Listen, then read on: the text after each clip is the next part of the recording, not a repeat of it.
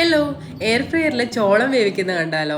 അപ്പോൾ ഇതാ ഞാൻ എയർ ഫ്രയർ പ്രീഹീറ്റ് ചെയ്യാൻ വെച്ചിട്ടുണ്ടായിരുന്നേ. പ്രീഹീറ്റ് ആയി കഴിയുമ്പോൾ ആഡ് ഫുഡ് എന്നും പറഞ്ഞ് കാണിക്കും. അപ്പോൾ ഇതാ ഞാൻ ചോളത്തൊണ്ടൊക്കെ പൊളിച്ചിട്ട് 3 വെച്ച് കൊടുത്തിട്ടുണ്ട് കേട്ടോ. ഇത് സ്വീറ്റ് കോൺ ആണ്. എന്നിട്ട് പിന്നെ നമുക്ക് സ്റ്റാർട്ട് ചെയ്യാം. ഞാൻ 170 ഡിഗ്രിയിൽ ഒരു 10 മിനിറ്റാണ് വെച്ചിരുന്നത്.